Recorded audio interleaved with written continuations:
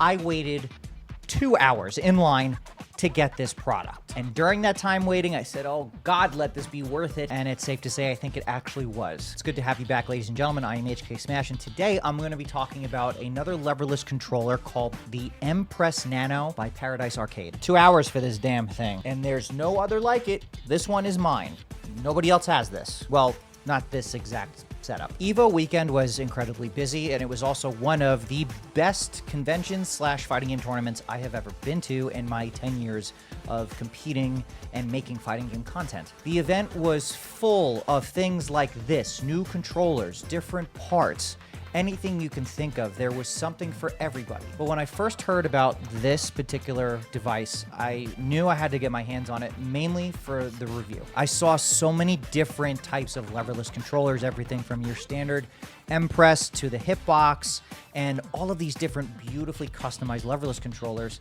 It's crazy to see how the game has not only changed, but how it is currently evolving. Now, it's been just about over a week. I wanted to give myself enough time to actually play on the controller, test it out, make sure it functioned properly before I made this video. I also took it with me to a local tournament to see how it would perform just traveling with it and playing offline. I'm gonna go over the price, the functionality, how it works, and all that fun stuff. And hopefully by the end of this video, you'll make a decision on whether or not it's a product that you want to actually buy. First, let's talk about the price. I am very impressed with Paradise Arcade's price point on this particular device. $170. This is going to set you back. Considering some of the other leverless options that we have in the market today, that is incredibly aggressive. Now, when you look at some of the other products like the Snackbox Micro, you've also got the standard MPress, and of course, the full-size Hitbox.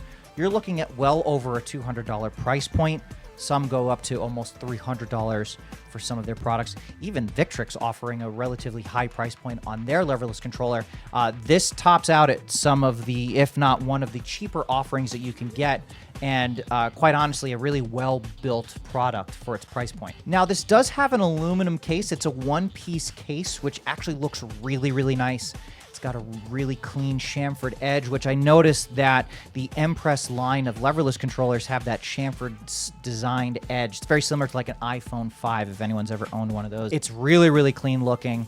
It's actually kind of heavy, which is really, really good. When I first picked it up, I wasn't expecting it to be as heavy as it is. It's actually heavier than the Snackbox Micro out of the box. And in order to get the same heft that you get on this, on your snack box, you would definitely have to get yourself one of those heavy metal plates. I have one of those on my snack box, and they're very, very close. This thing is only 6 millimeters thick. It is really, really thin.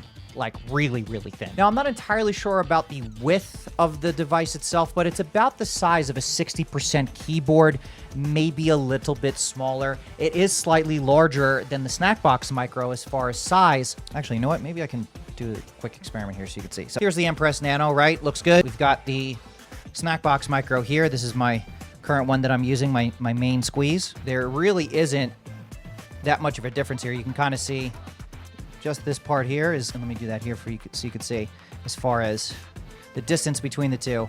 It's not that, it's pretty good. Now, the reason why that's actually very important is I know a lot of folks are concerned about the size of these smaller controllers and how they fit on the lap. And I gotta say, having the slight width of this one compared to the Snackbox feels a little bit better on the lap.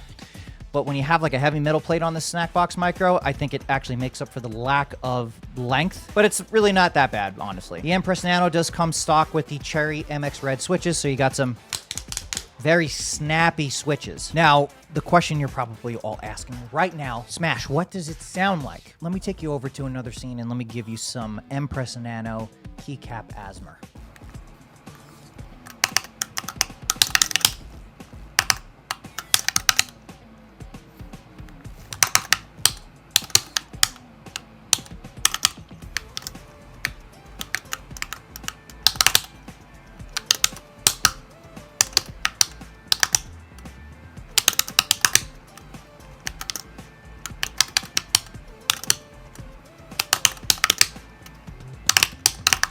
So if you're looking for that really nice, snappy, tactile feedback, this is a really, really good option. That was like the first thing I noticed was the snappiness of the buttons, and that's something I really, really wanted. You also get standard concave keys on the MPress Nano, very similar to the snack box. So it seems like the concave keys being a standard for these types of controllers is becoming normal, which I actually like. I've been really adjusting to the concave key.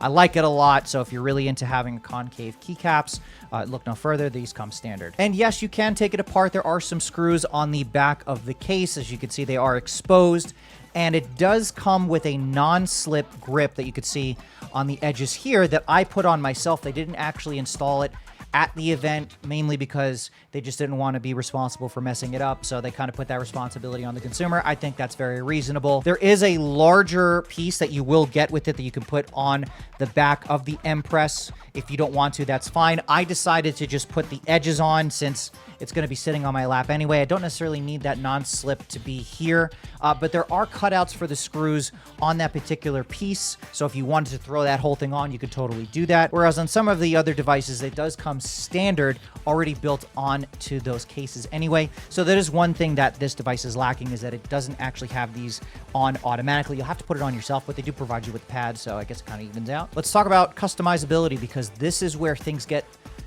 a little complicated. Now, on the top of the MPress Nano, all of those little buttons that you see there, that's everything that you need. Your touchpad, your start, your select, all of the normal buttons that you would see on any other leverless controller. That is also the PCB. What Paradise Arcade was informing me about was the fact that this PCB is actually just modular and you could remove it. So you could just pop this bad boy out.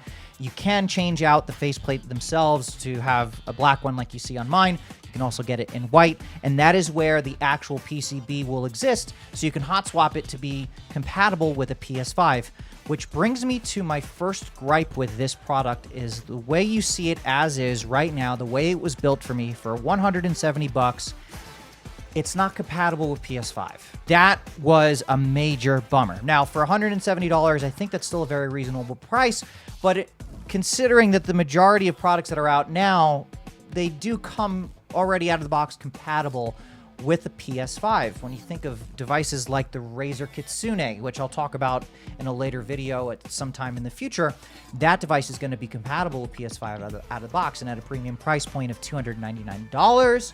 Yeah, you should be getting compatibility with the current gen technology. Now, plugging it into my PC, it works perfectly fine, and you will need to get a Brook converter, which, as far as I'm aware right now, they are almost damn near impossible to get. But you will need a Wingman converter for this device if you do want to use it on a PS5, or if you do plan on using this for tournaments, you have to use the converter.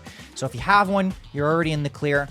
But at some point in the future, the PCB will be swappable for the PS5 compatible, and you'll be fine. I'm sure that'll probably be around $100 to $150, so be prepared to pay a premium price for that. One other small gripe I have with Paradise, and I'm not trying to throw shots out here, when I waited in line for 2 hours and I got to the end to pay for my device, I asked for a converter so that I can use it at the tournament, and they sold me the wrong converter. And I guess there was some kind of miscommunication. I ended up returning it. They did give me my money back. However, they charged me a restocking fee to return it, even though they sold me the wrong converter. So you're welcome for the donation, I guess. Yeah, just a small gripe, but that is what it is. Another issue with this particular device is the customizability. Now, having a different color of choice is really awesome. I think what was really great was they had a lot of different color options. They had an Evo blue. They have this black. They had silver, pink, green. So many beautiful colors available for it. But once you buy it, that's pretty much it. There's no changing of the case, whereas some of the other offerings out there, they allow you to swap out the case, maybe put in an artwork case of some kind, maybe swap it to something that is plastic or aluminum, just any other materials you can pick from. What you see here is what you get. That also includes the switches. You can't swap out the switches on this device. So the Cherry MX Reds are actually soldered onto the board directly. This is the first iteration of this device. Hopefully at some point in the future, you will be able to swap out those switches. So if you're not necessarily into the Cherry MX Red switches, you're pretty much locked in. That's the only option you're going to get, hopefully for now. So if you're somebody that's looking to completely customize their MPress Nano, I'd hate to break it to you, but the switches are not interchangeable. that also includes the keycaps. So the way I customized this was the way I was gonna be, and that's pretty much it. This is the only way I was gonna get it, so I had to make my decision on the spot. I did find that kind of interesting because the keycaps themselves were built specifically for the switches that were soldered onto the board, and they didn't look any different than some of the other keycaps that I've seen where that you could pop them off and they would just kind of snap onto the switch themselves. Underneath these keycaps is almost like a perfectly square puzzle piece that you would just snap right onto the switch. And the folks at Paradise Arcade advised me that it is not a good idea to remove the keycaps from the device. It's best to leave them on there since the switches are soldered onto the board. And if you attempt to remove the switches to remove the keycaps from the device itself, you could damage the switches. And because they're soldered onto the board, you could throw the whole thing off and then you'll have to get it repaired. So I haven't attempted to take them off. I don't want to screw it up. And yeah, so you can't do that. Another big downfall of this device. So for $170, you're pretty much locked in on how you decide to pick your color scheme, everything from the keycaps, the colors of the keycaps, whether you want to have 12 different colors or if you want to have one set of flat colors, it doesn't matter. The way you build it is the way you're going to get it, and that's how it's going to be for the expected lifespan of the device itself, with the exception of the modular PCB, which I'm sure is probably the one thing that we would all want for this anyway. So there is going to be plenty of longevity on this controller, considering the PCB is swappable. However, if I wanted to switch out the case, maybe throw on some different keycaps, I'm kind of locked into what I have here. But I'm very happy with this. I think this looks great, and if I want to customize a controller, I have other options to do that. So that's really not all that bad. And for $170, I think it's pretty reasonable. At the end, having the PCB be PS5 compatible, I think would have made this a complete home run. But as far as performance is concerned, this thing has functioned really, really well. The buttons are very tactile. The snappiness and the feedback from the switches, they work really, really great. They're nice and clicky. You can really feel the actual feedback from them. It feels really good. And this is actually something I was trying to get for my snack box.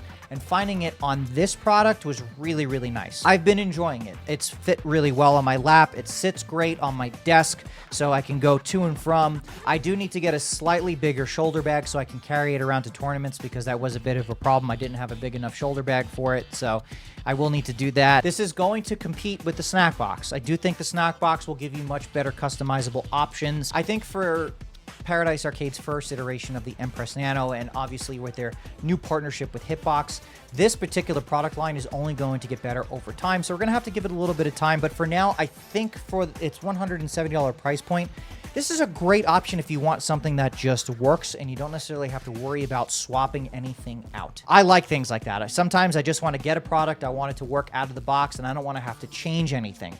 That works for me. I know for some that want that customizable option, they want that freedom to be able to express themselves, this might not be the option for you. However, there are some options that you can build to make it your own, and I'm pretty sure that most people that build their own MPress Nano, you'll come up with your own color scheme that will make it your own. I haven't seen anybody with this exact build, so, you know, for now, this is mine, and no one else has been able to match it. Unless, you know, you want to, then go all white with the directional and red with all of the inputs, and there you go. It's a great product. I like it. It holds up really well. The materials are great. They're very high quality. Price point's good. I don't think there's really much that you can ask for in a relatively cheaper leverless controller. Now, obviously, if this video helped you make a decision on whether or not you wanted to purchase this MPress Nano, let me know in the comment section. If you got one yourselves, let me know what you think about this product. It's been great to have you guys here. I am HKsmash, and I will see you guys in the next video. Take care.